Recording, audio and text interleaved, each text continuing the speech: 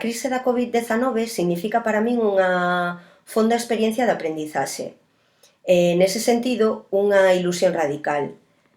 Isto dito con toda a crudeza, toda a dor, a fascinación e o prazer que producen este tipo de procesos de recuperación das ferramentas de experiencia directa. Ten que ver, por tanto, esta crise cunha oportunidade para desintelectualizar un pouco máis o meu coñecemento sobre a vida e para afastarme máis se cabe do marco patriarcal e masculinizante no que se configurou o meu pensamento crítico na súa orixe ou nos seus principios. Esta experiencia de aprendizaxe ou ilusión radical ten que ver para min principalmente coa experiencia e o concepto da inmunidade, tamén co da supervivencia e co da comunidade. Respecto á experiencia da supervivencia, esta crise pon en valor, digamos, unha experiencia de supervivencia colectiva, que xa non individual.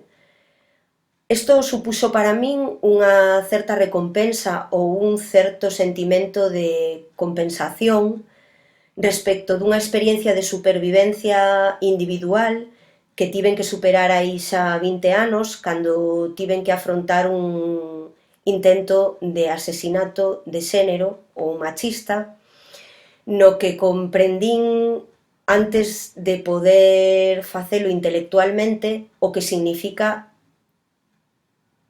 radicalmente o concepto de crise, que é ese momento no que o corpo ten que afrontar a súa capacidade para emitir un xuízo respecto de se pode salvar a si mesmo ou se debe morrer nese momento. Este xuízo ou esta posta en risco ou en crise ten que ver sempre cun ataque, cunha influencia, cunha infección que ven dende o exterior do corpo.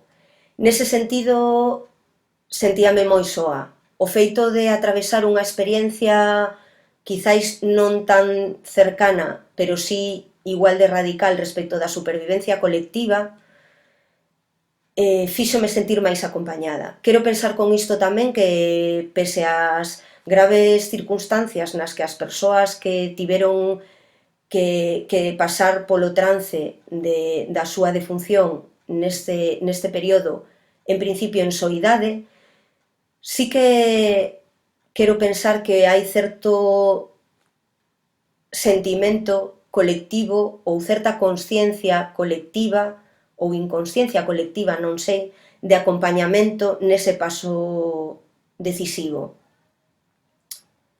Síntome menos soa nese sentido.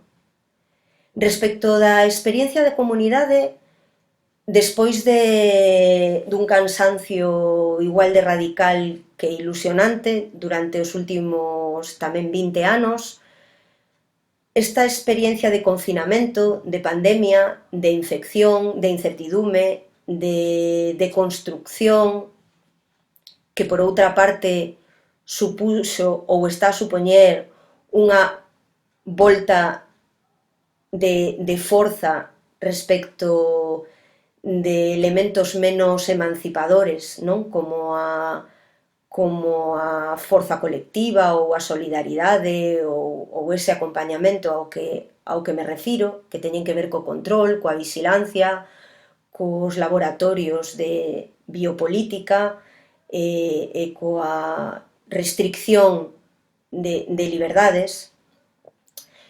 Nese sentido, creo que esta crise da Covid-19 permítenos repensar ou revivir experiencias da comunidade secreta, experiencias da comunidade inconfesable, as comunidades de amantes, as comunidades sen capacidade de institucionalización ou de cristalización, como un reforzamento do que é en sí a comunidade ou a posibilidade de que sexamos xuntas, que non é outra que deixemos de ser nós mesmas, que non haxa máis un unha unicidade ou unha centralidade da nosa persoa, do noso eu, do noso ego, das nosas necesidades e das nosas demandas. E si quizáis unha catexis ou explosión colectiva sen cauce predeterminado, pero con carreiro dabondo para fomentar o contaxio do noso desexo como potencia. Sí e non. Gustaríame pensar que esta é a resposta da propia vida. Sí e non.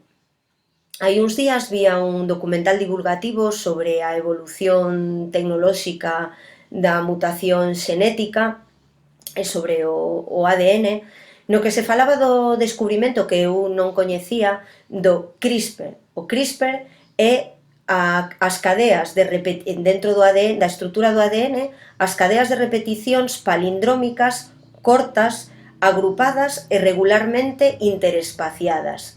O que hai entre estas cadeas de repetición de ADN son segmentos curtos de ADN que se chaman espaciadores. Eses espaciadores configúranse mediante exposicións previas a virus bacteriófagos. É dicir, este estudio facíase nas bacterias, no ADN das bacterias, non? A secuencia de ADN das bacterias compónse por unhas repeticións cíclicas curtas, agrupadas, entre as que se dan uns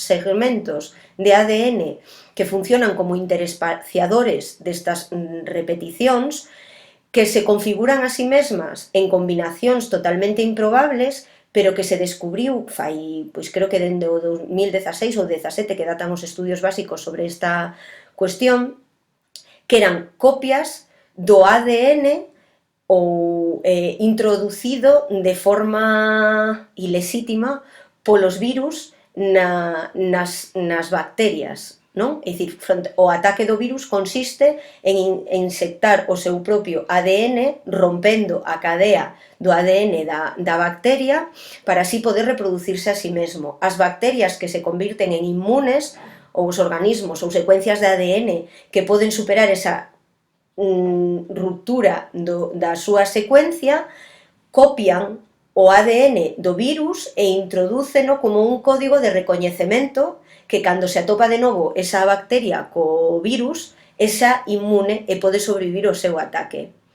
Claro, isto que ten as súas aplicacións na mutación agrícola de alimentos con todos os seus perigos, na mutación do xenoma humano con tamén todo o seu perigo, dá para min a resposta da posible mutación da nosa vida.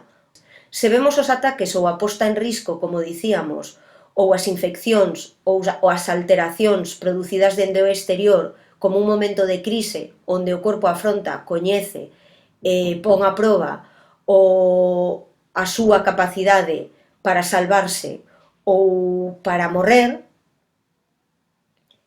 temos como resultado que os procesos de inmunidade, se ben protexen a vida e dannos a oportunidade de sobrevivir, de algunha forma evitan ou polo menos espacian e secuencian nuns períodos razonables, o cal me parece positivo, as nosas fases de crise necesarias para poder construir corpos individuais e colectivos que sexan inmunes, pero non sempre inmunes, porque senón xa non seríamos seres ou comunidades totalmente vivas. O noso proceso vital é o do corte da nosa secuencia, o do espaciamento da nosa información repetida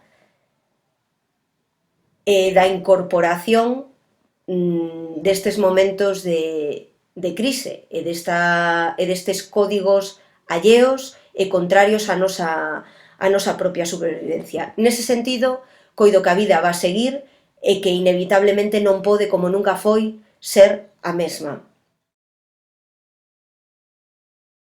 Coido que compre fuxir das renuncias e das lecturas unilaterais en torno ao reforzamento dos aparatos restrictivos do Estado ou do control biopolítico dos nosos corpos e das nosas vidas.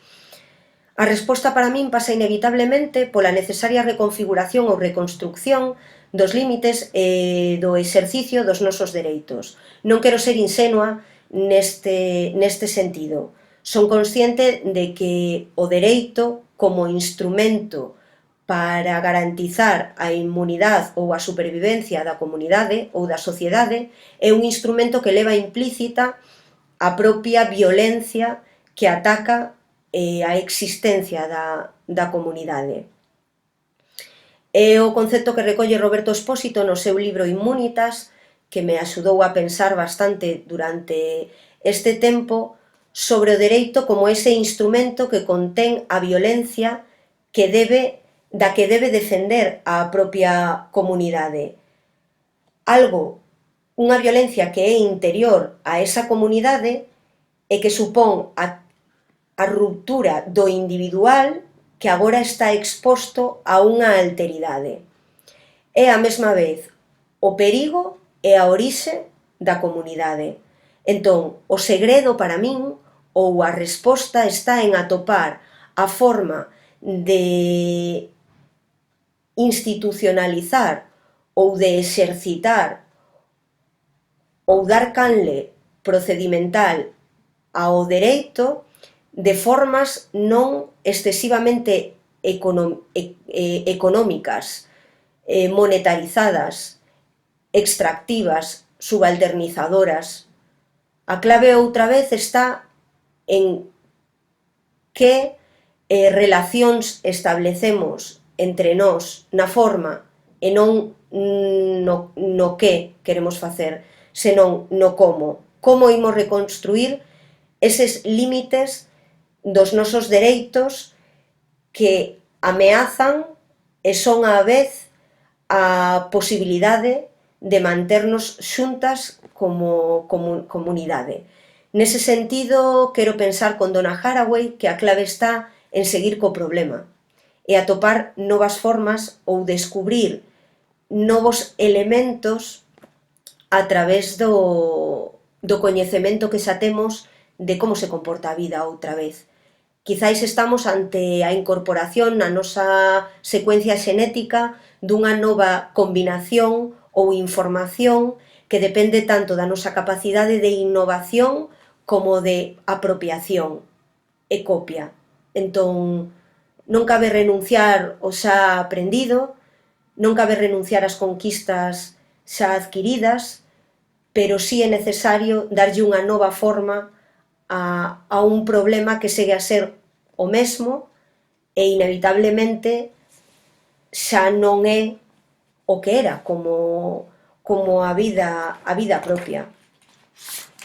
Neste sentido, tamén seguín estes días as reflexións da filósofa e pensadora Simone Weil en torno tamén ao dereito como un proceso que destitue a vida na súa plena potencia para poder garantizar a supervivencia da comunidade. Como convertir esta destitución vital nalgo suficientemente espaciado e secuenciado como para que as condicións da reproducción da vida no medio sexan posible, é o noso reto. Persoalmente considéronos capaces de imaxinar novos mundos, porque como di a propia Donna Haraway, ou imaxinamos novos mundos alternativos a esta desorde ou pereceremos.